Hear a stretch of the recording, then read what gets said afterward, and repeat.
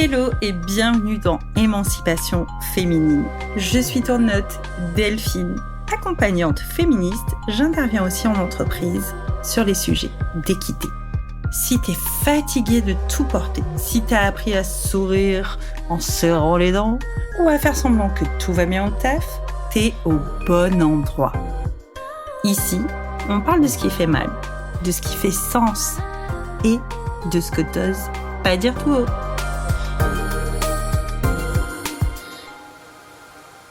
Hello Sandrine et bienvenue sur le podcast Émancipation féminine. Je suis ravie de te recevoir aujourd'hui dans l'émission et je te laisse te présenter, nous dire qui tu es aujourd'hui. T'es pas forcément obligée de coller à ton métier, mais qui es-tu, toi Sandrine ?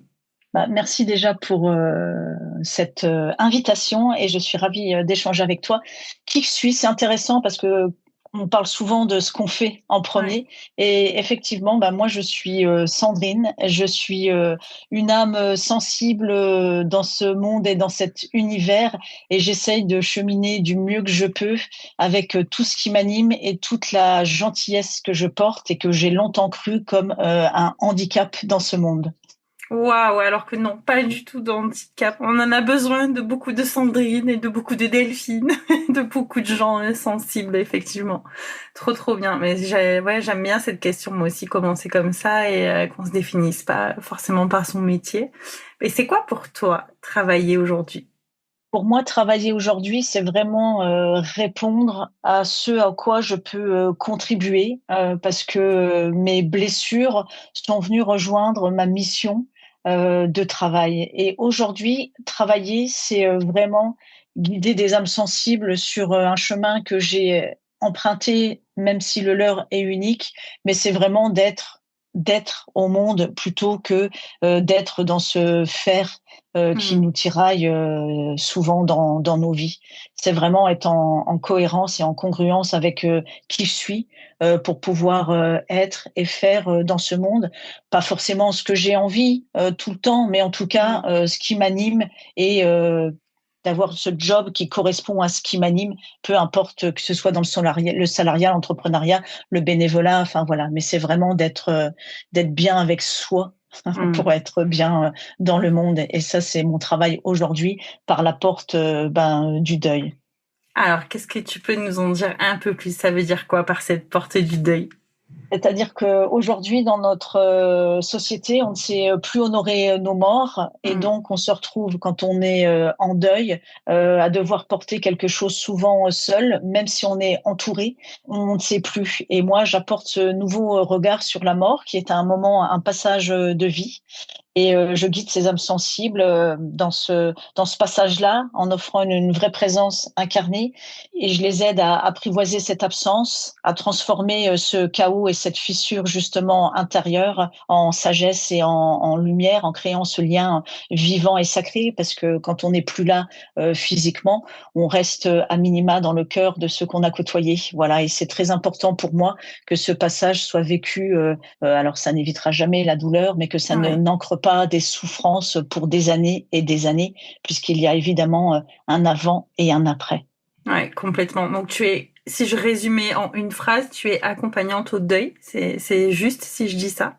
C'est juste, sachant que j'ai une double expertise pour des deuils qui sont peu reconnus, qui est le deuil compliqué entre guillemets, c'est-à-dire à distance de la perte et qui vient se réveiller par un autre deuil ou par une situation dans la vie personnelle qui vient faire remonter ces deuils non travaillés entre guillemets et le deuil animalier qui est un deuil peu reconnu et qui génère bien des souffrances car trop tue. Ouais, mais complètement. Ah oui, tu vois, effectivement, c'est vrai qu'on en entend. Alors déjà, être accompagnante au deuil, moi, j'en ai pas beaucoup entendu parler parce que peut-être que j'ai jamais cherché aussi.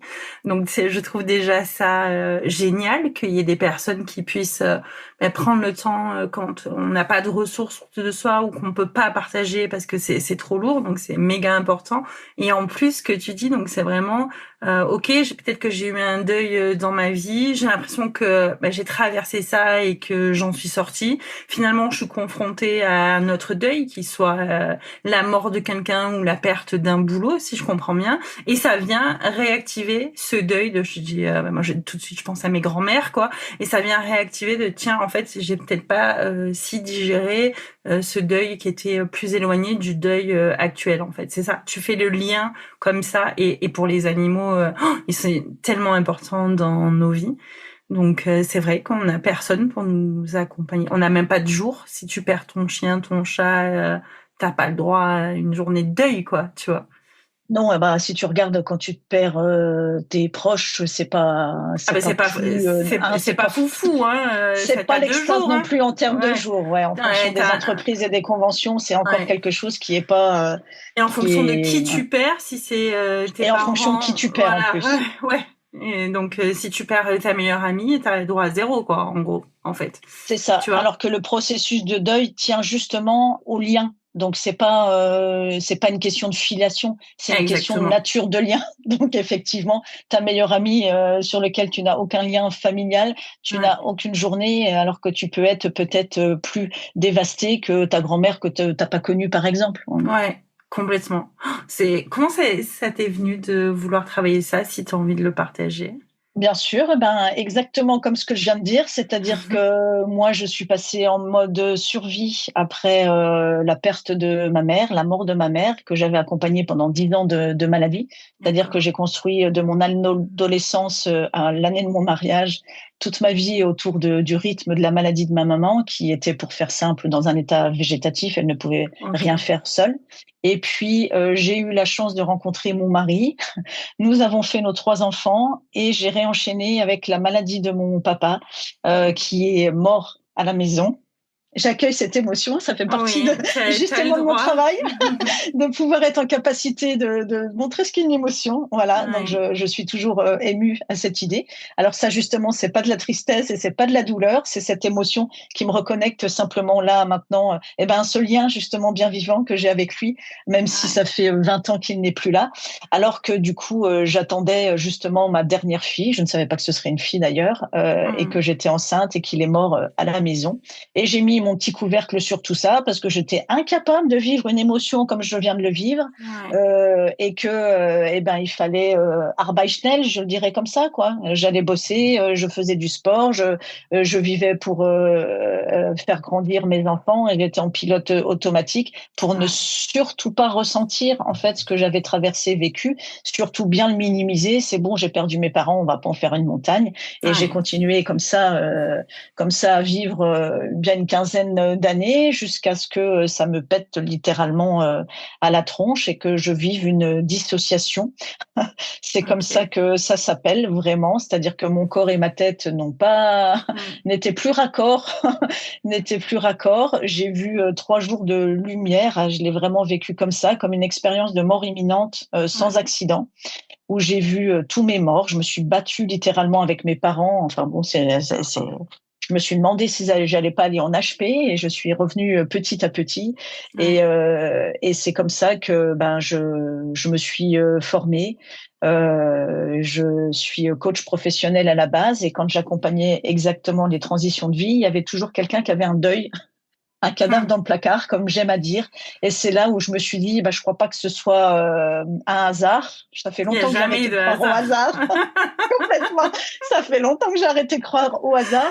Et je me suis engagée dans cette voie. Je me suis formée. Parce qu'on a beau vivre évidemment soi, alors oui, c'est toujours un terrain précieux de support relationnel, mais le processus de deuil est un processus sur lequel il me semble intéressant de se former justement. Ouais. Je me suis formée à l'accompagnement de fin de vie, au processus du deuil, et je suis arrivée, voilà, comme ça, à être là devant vous, à accompagner aujourd'hui maintenant plus de 500 heures d'âmes qui ont perdu soit des humains, soit des animaux.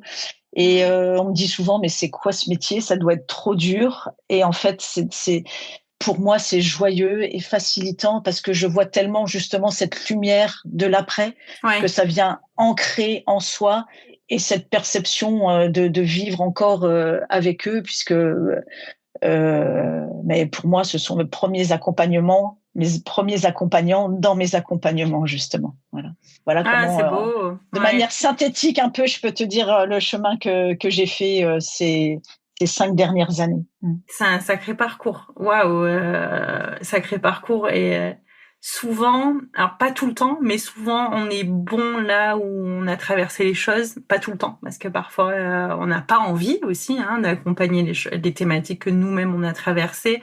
Et je te rejoins parce que moi, au tout début, quand je me suis lancée dans l'entrepreneuriat, j'hallucinais des premières personnes qui venaient. Donc moi j'ai plusieurs métiers mais qui font que je suis accompagnante. C'est pour ça que je mets ce titre accompagnante féministe. Mais à la base, le premier métier que j'ai exercé c'était sophrologue. Après ça a été préparatrice mentale.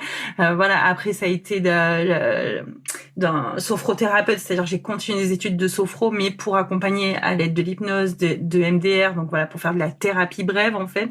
Et à chaque fois dans ces moments de vie, les premières personnes qui se sont assises en face de moi, donc que ce soit que quand j'étais sophrologue, que quand j'accompagnais, même si c'était au niveau du sport, il y avait toujours des choses qui faisaient référence à ce que moi j'avais traversé en fait. Et j'étais un peu scotchée, tu sais, comme si la personne elle ne le savait pas en face, mais qu'elle savait lire. Ou elle te dit ah bah tiens j'ai vu votre pancarte, je suis venue. Mais non, en fait c'est pas juste, il y a eu comme un appel en fait que t'arrives pas à expliquer, et la personne elle s'assoit et limite elle te raconte une partie de ton histoire. C'est là que tu vois si t'es apte à accompagner ou pas, de pas renvoyer ce miroir, de dire ok on parle pas de moi. Mais moi la toute première fois ça m'a fait un choc, et c'est vrai que je l'avais déposé en supervision parce que ça m'avait dit oh j'ai l'impression que cette dame elle est venue me raconter mon histoire, et je m'y attendais tellement pas en fait quoi. Pas du tout. C'est marrant que tu partages ça parce que la toute première fois que j'ai eu ça, j'ai exactement eu la même chose. Je l'ai Non. exactement déposé en supervision aussi. Et ça a été le point de départ de justement cette posture d'accompagnant, de se dire, ben, OK, je viens voir que son histoire me répercute la mienne. Et il y a juste un moment donné où l'histoire, évidemment, n'était plus, n'avait plus de sens et enfin, en tout cas, ne se rejoignait pas. Et c'était vraiment intéressant de prendre cette posture d'accompagnant et cette posture méta et de venir justement regarder soi, l'autre et la relation. Et en fait, moi, je suis convaincue qu'on attire les personnes qui sont faites pour nous. Et tout à fait. Donc, on accompagne les bonnes personnes. Et moi, je vois toujours ce lien, un peu comme le lien subtil, c'est ce support relationnel qui fait que c'est possible à l'autre d'avancer parce que on a, comme tu le disais, traversé, même si c'est pas au même endroit, même si c'est pas la même couche, mais ils reconnaissent cette traversée en nous. Moi, souvent, je viens en plus d'accompagnement psy, parce que les psys qui accompagnent, les gens me disent, mais en fait, elle me demande de tourner la page, ou elle me dit des trucs qui me font bondir, parce que elles sont pas formées spécifiquement sur la thématique et sur ce que ça fait dans le corps. Enfin, moi, je travaille le deuil pas par ces fameuses étapes, mais par la conscience de l'être, justement, comment elles sont traversées dans les différentes dimensions corporelles, émotionnelles, psychiques et spirituelles, parce que ça vient questionner fort la notion de sens. Et ça, de foi, de complètement. Oui, quoi. mais oui, et ça, c'est tellement peu. Enfin, et puis moi, je suis vraiment ce reflet de l'autre à travers ce que j'ai traversé. Et cette histoire ne m'appartient pas, et c'est pour ça que je peux accompagner, parce que je me fais pas emmener dans leur histoire également. Et, très important, effectivement. Et comme tu dis, je souligne aussi parce que moi, j'estime que j'ai beaucoup de chance parce que là où je suis autour d'Aix-en-Provence, j'ai toujours eu des bons rapports avec les psys que j'ai pu démarcher et où on est très complémentaires sur nos approches. C'est-à-dire que moi, je n'hésite pas à mon réseau de psy autour de moi, psychologues et ou psychiatres, à renvoyer la balle quand je dis là, c'est pas mon terrain de jeu. En fait, ça m'est arrivé quelquefois de devoir renvoyer des personnes. Alors pas les renvoyer dans le sens je te veux pas dans mon cabinet, mais de dire ok, il y a un accompagnement si et seulement si vous allez voir un autre professionnel de santé parce que la couche est trop profonde et que on va réveiller des traumas aussi potentiellement avec mes thématiques à moi. Donc et vice versa, souvent ils m'ont renvoyé aussi la balle de dire pour un accompagnement complet, si les personnes elles le peuvent financièrement, effectivement, ça serait bien de compléter comme ça. Et je trouve ça très beau parce que, bah oui, on n'est pas formés aux mêmes choses. Ça veut pas dire qu'on n'est pas complémentaires. Et parfois, que ce soit nous ou eux, ben, on peut arriver avec nos gros sabots de trop de théorie, en fait, et de faire mal là où on pensait faire du bien à quelqu'un d'autre. Effectivement, j'imagine bien qu'il n'y a pas de malveillance de la part d'un psy de dire, mais enfin, tournez la page. Mais c'est d'une violence extrême quand on est en plein processus, quoi. C'est clairement, quoi. Je suis C'est, complètement d'accord avec toi. Je trouve que c'est extrêmement complémentaire et ouais, c'est important en tant que professionnel de justement connaître ses limites et de connaître complètement. ce carnet d'adresses de professionnels de santé parce que Et de se le constituer, je ouais. trouve complètement, je trouve que ça marche très bien dans cette complémentarité complètement. Ouais, vraiment, moi, je sais que c'est quelque chose depuis le début.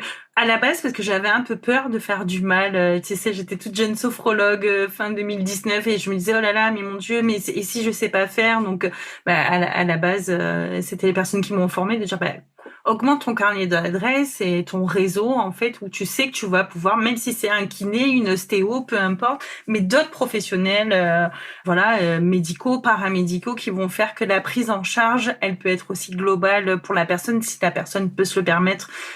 Effectivement, quoi, c'est clair. Est-ce que ça te dit si on revient sur ce moment que tu as partagé qui pour moi je trouve que ça a l'air d'être un moment charnière dans ta vie.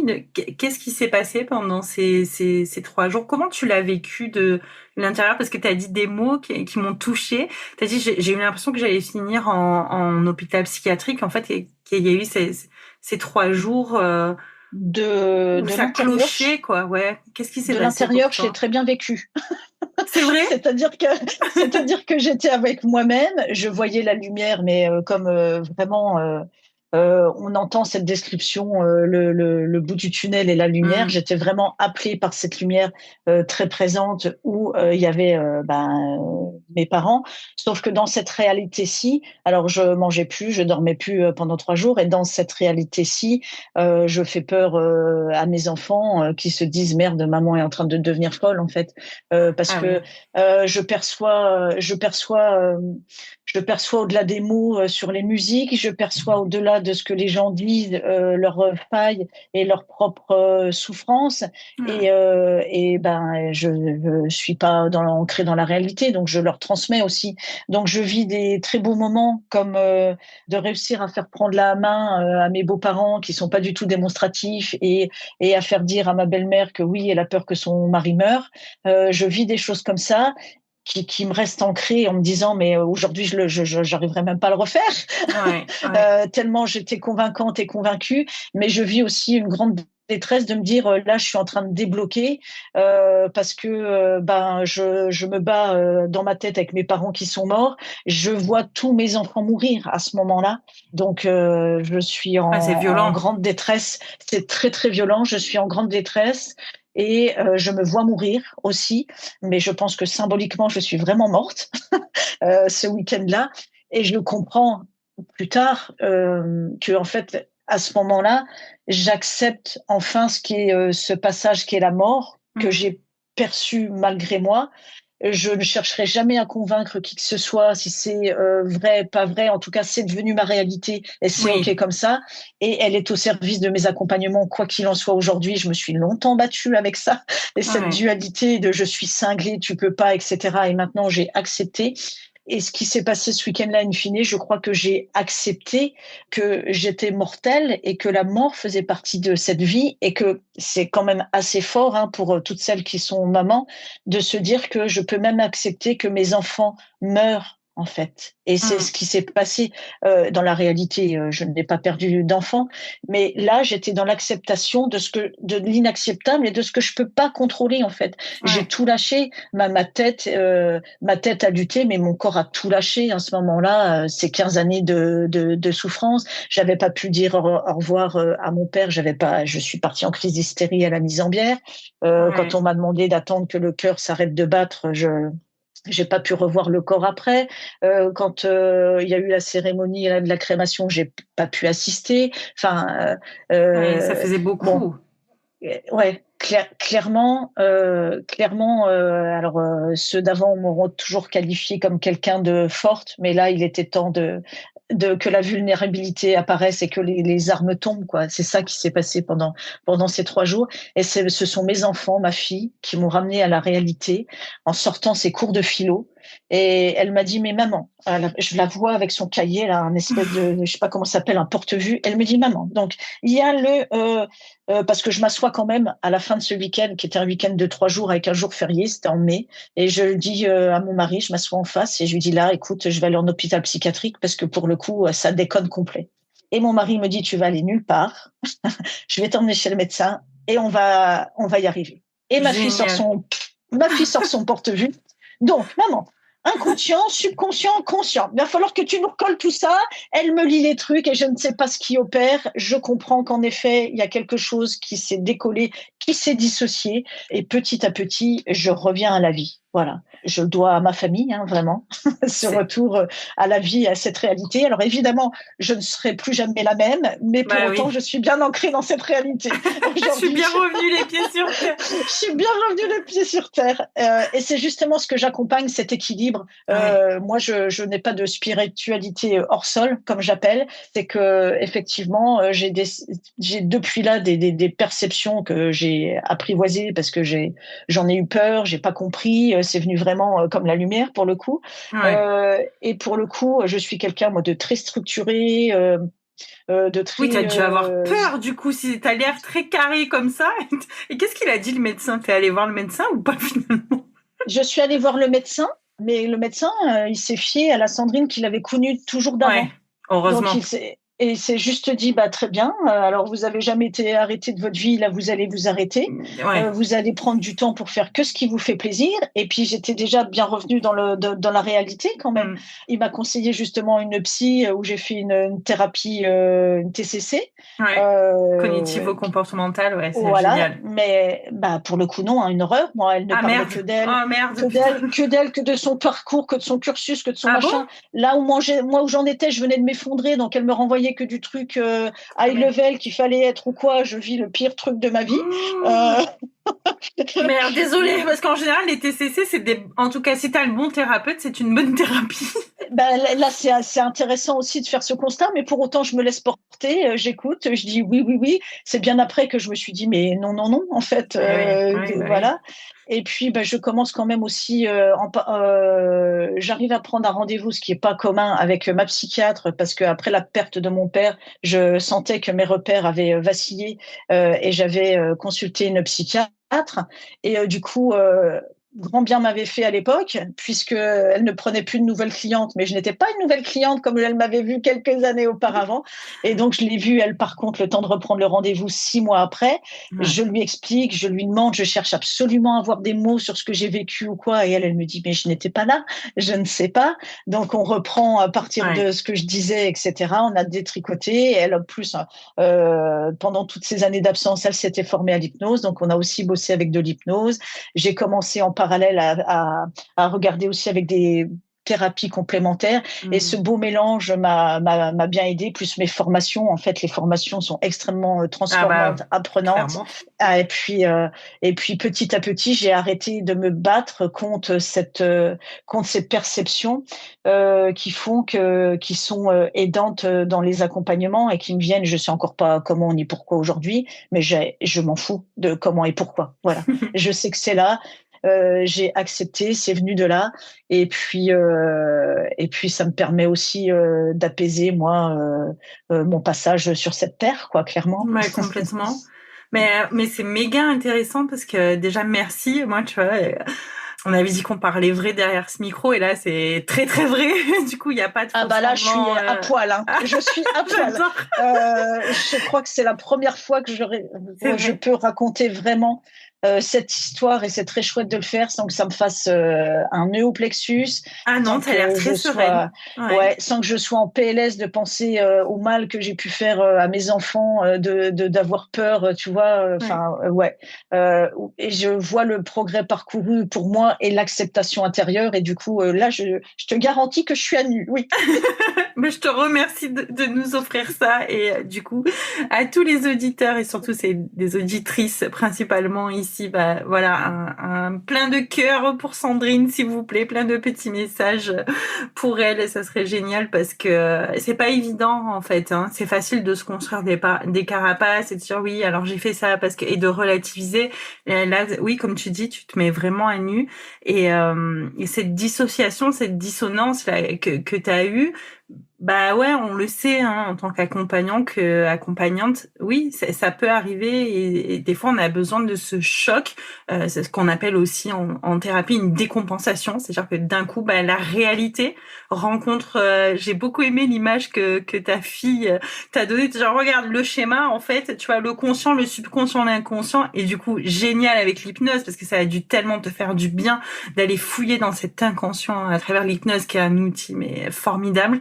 Vraiment, j'imagine que oui, ton parcours a dû être méga enrichissant à chaque fois que tu as dû avancer dans tes thérapies ou dans tes formations.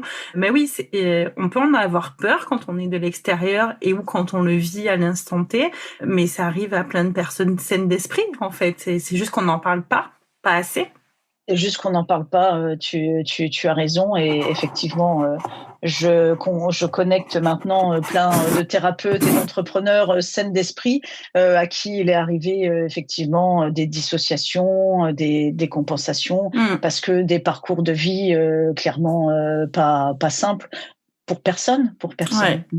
Merci de parler de ça parce que c'est nécessaire d'en parler. Je trouve qu'on n'entend pas assez, même quand tu écoutes des émissions spécialisées là-dedans, on a très peu de témoignages autour de ça. Qu'est-ce que tu as compris de tout ça avec le recul? Avec les reculs, j'ai compris que toute ma vie était destinée à ça. Ça peut être franchement bateau, mais quand je te parle de cette acceptation de la mort, moi, je me réveille déjà à 6-7 ans, mes parents bien vivants, la vie entre guillemets classique à cet âge-là, où j'ai peur de mourir. Et ce que je fais, c'est que comme quoi, tu vois, dans la mémoire hein, et dans le corps, c'est ce que je fais, c'est que je prends mon lapin, je pourrais te leur dessiner et je vais voir ma mère et à la place de lui dire j'ai peur de mourir, je lui dis j'arrive pas à dormir. Donc, ouais. Voilà, c'est déjà là en fait, déjà là. Donc ce que je retiens, c'est que j'avais tous les jalons pour arriver là et que je suis au bon endroit et à la bonne place et que globalement ce qu'on vit chacun dans nos vies, aussi difficile que ce soit, aussi insurmontable, insupportable, je retiens qu'une seule chose, c'est j'ai longtemps eu cette devise bizarrement avant que ce qui ne nous tue pas nous rend plus forts. Aujourd'hui, je la trouve insupportable. J'ai justement ce truc de me dire tout ce que on vit sur notre chemin, aussi insurmontable, aussi inacceptable, et ça n'empêche pas, pour le coup, de faire des actions en justice quand ça l'est vraiment. Enfin, voilà, il y a vraiment ce discernement à faire. Bien sûr. Mais ça nous met sur notre voie d'âme. En tout cas, c'est comme ça que je le ressens et que je la vis. Et que quand on est en capacité de transformer ça, c'est tellement plus beau, c'est tellement plus doux après. Et j'entends qu'on peut pas tous le faire au même moment. Enfin, voilà, moi, Bien ça m'a sûr. pris plus de 40 ans, par exemple. Il y en a. Mais ce chemin-là, je le referai, je resignerai demain, alors que je vis avec l'absence tous les jours, Ouais. avec ce manque d'une mère qui s'est envolée à l'âge de Beaucoup mes trop 12 tôt. ans, Ouais. beaucoup trop tôt selon moi, et dont j'ai pas compris le manque réel que plus tard. Mais je referai ce chemin parce que ce que ça m'a appris, c'est le beau de la vie et que cette vie, selon les croyances de chacun, on n'en a qu'une, en tout cas ici, maintenant, avec ce corps-là de Sandrine et cette tête de Sandrine, je Ouais. passerai qu'une fois sur cette terre. Et donc, je choisis de vivre parce que, au fond, c'est ça, c'est que si je ne meurs pas de ces douleurs, ben, je peux choisir de vivre et je peux transcender et transformer ça. Alors, pas seul, hein, parce que souvent, c'est difficile d'aller Ben mettre les oui, mains dans le caca seul, complètement. mais on est tellement, on peut tellement être aidé aujourd'hui et qu'il ne dépend que de soi, que de trouver cette main tendue quelque part. Voilà, ça c'est mon intime conviction et que on peut se diriger vers ce que j'appelle moi maintenant les gens. Je dis bon bah lui il a vu la lumière. Voilà. Et on peut se diriger vers cette lumière de l'après, moi, que je perçois et que je vois tellement. Et quand je vois les transformations, justement, quand j'accompagne les gens, je me dis, mais c'est incroyable, mais c'est incroyable et c'est possible. Voilà. Avec le recul, c'est ça que ça m'apprend. C'est ça que ça m'apprend. J'ai foi en la nature humaine et j'ai foi en cette capacité de résilience Ouais. douce, vraiment. C'est très beau ce que tu dis, oui. La résilience, elle peut être douce aussi parce que c'est vrai que ce terme, on l'utilise beaucoup et c'est souvent quand on vit des grands traumatismes, peu importe. Alors nous, on n'est pas concerné, en tout cas pas directement. On n'est pas dans un pays officiellement en guerre, hein, je dirais. Mais voilà, des traumatismes, on peut en avoir même si on n'est pas en état de guerre. Donc cette résilience, parfois, c'est vrai que elle peut paraître brutale, difficile à accomplir, surtout comme tu dis, quand on est en plein les mains dans son caca, là, c'est compliqué. Effectivement, quand on peut aller demander, parce que souvent ça a des coûts aussi et que pas tout le monde ne le peut, mais c'est bien de savoir qu'il y a des gens, voilà, comme toi, qui accompagnent sur ces processus-là. Ouais, demander de l'aide, restez pas seul. C'est vrai que c'est important, je trouve. Qu'est-ce que tu auras envie de cultiver, toi, pour la suite, du coup? C'est ça, c'est cette foi, j'ai bien aimé ce que tu dis, cette foi en la capacité Je, humaine. Ouais, je veux vraiment cultiver cette foi et cette lumière en chacun de nous, parce que je Hmm. crois profondément que se connecter comme on le fait là, entre lumière, entre personnes lumineuses, et il n'y a pas de jugement de qui est lumineux, de qui ne l'est pas, on a tous cette lumière. Mais je crois qu'on peut changer le monde vraiment, et que ça commence par des individus comme nous, et c'est ça que je veux cultiver. Tu le disais, on n'est pas encore un pays en guerre, mais pas encore. Et peut-être que Hmm. effectivement ça viendra, et que si jamais personne ne prenait, alors ça peut être utopique, mais si jamais personne ne prenait les armes, il y aurait pas de guerre. Si Ouais. on répond, voilà, si Non, c'est pas on se utopique bat, du tout, hein. C'est pas du tout. si on se battait pas pour, si on se battait pas pour un bout de terre qui ne nous appartient Appartient pas, parce pas. qu'on n'est que Ouais. de passage, il y aurait pas de guerre en fait. Si, Ouais. enfin, voilà, et là, ça rejoint aussi un peu le côté féministe aussi. Si les femmes portaient plus leur voix, parce que c'est nous qui portons beaucoup cette Hmm. voix de résilience douce justement aujourd'hui. Je crois vraiment à cette connexion, cette sororité pour construire un monde meilleur que je verrai peut-être pas de mon vivant, mais c'est ce que je transmets, c'est ce que je Ouais. transmets à mes enfants, c'est ce que ils transmettront à leurs enfants, parce qu'ils sont encore plus éveillés que moi et encore plus. Alors la dernière, je vais dire en termes de féminisme, ça y va. Donc voilà, je crois beaucoup en ça et à cette possibilité en fait de faire Hmm. vraiment un autre monde. Et Complètement. j'espère qu'il ne passera pas par le chaos, parce qu'on le disait souvent, ça passe par le chaos pour nous. J'espère que le monde et la planète n'auront pas besoin de passer par le chaos pour voir ce nouveau monde naître. Ouais, je suis tellement d'accord. Et puis, je sais pas si moi j'étais peut-être un peu comme ça dans la période Covid. Tu sais, c'est le début. J'étais très branchée développement perso, donc je croyais très fort qu'après le Covid, vraiment, je me suis raccrochée à ça, peut-être pour prendre du sens sur ce confinement. Et j'ai eu la chance de ne perdre personne dans cette épidémie-là. Mais je croyais très fortement que ça allait réveiller un maximum de gens, parce que les gens étaient à la maison, parce que du coup, ils pouvaient se rendre compte que merde, il y a une vie en dehors du travail, il y a une vie en dehors du sacrifice, même si pour beaucoup de gens et beaucoup de femmes, ça a été aussi très compliqué, parce que augmentation des violences envers elles, voilà, on n'était pas tous non plus logés à la même enseigne, et c'est là où on a vu émerger, en tout cas quand on a été attentif à ça, merde, la profondeur des violences que plein de gens peuvent vivre, même en France, et parfois on a tendance à occulter. Et c'est vrai que moi j'avais beaucoup d'espoir de me dire les gens vont vraiment se réveiller. En plus c'était une période où on était à fond les gilets jaunes, tout ça, de dire il va y avoir un renversement de situation et on va se réveiller, quoi, tu vois. Et c'est vrai que ça a été une grosse déception de dire merde, on est en 2025 et ça s'empire. C'est pas pour faire flipper, voilà, les auditrices, elles ont l'habitude que je parle vrai ici, mais ouais, on a besoin d'avoir cette foi en l'humanité et de se raccrocher, comme tu dis, à ces lumières-là, déjà pour continuer à accompagner. Sinon, je pense que si nous on perd foi, on peut moins bien accompagner les gens aussi. Si on perd l'espoir, on peut plus le donner. Voilà, clairement, c'est pour ça qu'on cherche du soutien aussi quand on est thérapeute et qu'on continue de se faire accompagner tout le temps. Mais effectivement, moi je crois beaucoup aussi en la jeune génération où je peux voir, mais que ce soit mon fils aîné, voilà, qui va avoir 15 ans. Donc c'est vrai que les ados sont encore plus féministes que l'ado que moi j'ai pu être, même si c'est là où moi j'ai été un petit peu éveillée au féminisme. Comme je disais, en fait.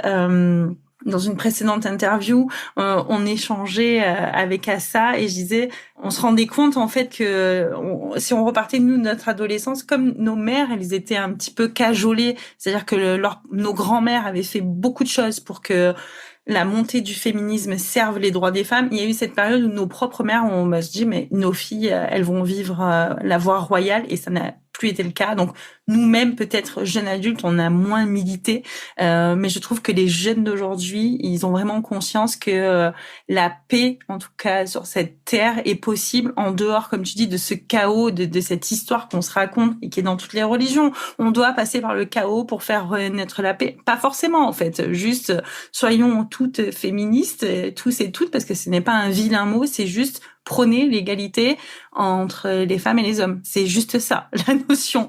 Donc, clairement, quoi. Arrêter de saccager et nos terres, et nos âmes, et nos sœurs, ça serait bien. Donc, là, je te rejoins complètement quand on voit ce qui peut se passer dans des pays comme l'Afghanistan aujourd'hui, où l'accès à la scolarité s'est terminé. C'est ça.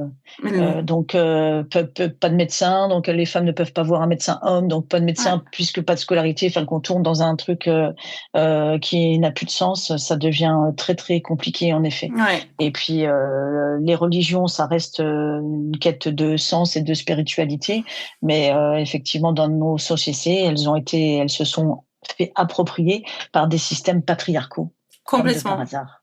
Comme de par hasard mais voilà, oui, complètement. Et on perd cette histoire fondamentale qui est l'amour dans ces trois religions, en tout cas monothéistes. Ce qui est prôné, c'est le seul et même message, ce n'est que l'amour des uns des autres.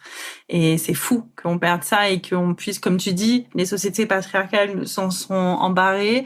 Et du coup, on soumet les femmes, même dans la Bible, puisque nous, on est quand même un pays issu de la Bible, du christianisme. Et en fait, on ne doit être que soumission, mais c'est faux. Ça, c'est un arrangement d'une société patriarcale, complètement, quoi. Complètement. Ouais. Sachant que, justement, l'amour, c'est ce qui relie ces petites lumières. Non, mais ce n'est que ça qui nous relie tous entre êtres humains. Ce n'est que l'amour. On est là pour ça, en fait, pour être aimé, se sentir aimé et aimer à notre tour. Et c'est ça qui nous fait du bien, en réalité. La plupart des violences sont issues de non-amour, que ce soit le non-amour de soi, des autres, d'enfants qui n'ont pas été désirés, qui ont été violentés. C'est que des vies saccagées, en fait, qui font que il se passe ce qui se passe, quoi. Effectivement. Complètement. Et pour finir, j'ai une dernière question pour toi que j'aime beaucoup poser. S'il y avait une chose que tu aurais aimé entendre plus tôt, tu dirais quoi à une femme qui se sent comme toi, mais à une autre époque? À la femme que t'étais à une autre époque, en fait. C'est vraiment ça. Avance comme tu peux, le chemin s'éclairera. J'adore. Ouais, des fois, on cherche trop la solution parfaite et ça nous fait stagner. Effectivement. Et puis quand on voit pas la possibilité et que vraiment, si je me fie à cette femme d'une autre époque, dans tous les cas, il y avait pas d'éclairage possible. Donc cette vie-là était comme je pouvais, mais elle était ok pour cette époque-là. Donc le chemin s'éclaire toujours, me semble-t-il, d'une manière ou d'une autre. Complètement, ouais, clairement. Merci beaucoup. Où est-ce qu'on peut te retrouver, Sandrine? Est-ce que tu as des réseaux sociaux? Partage-nous tout. Complètement. Je suis essentiellement sur Instagram où vous me trouverez sous mon prénom et mon nom, Sandrine Garcia, entourée des 2 traits du 8, les underscores avec ce nom magique. Et vous pouvez aussi me trouver sous LinkedIn en tapant Sandrine Garcia Deuil, même si je publie un peu moins sur cet espace. Voilà. Et j'ai mon site internet qui est deuil-et-fin-de-vie.fr. Ouais, parfait. Merci beaucoup. Connectez-vous à Sandrine. Merci beaucoup, Sandrine, et à bientôt. Merci infiniment pour cet échange. À bientôt. Merci pour ton écoute. Tu sais déjà comment faire. Abonne-toi.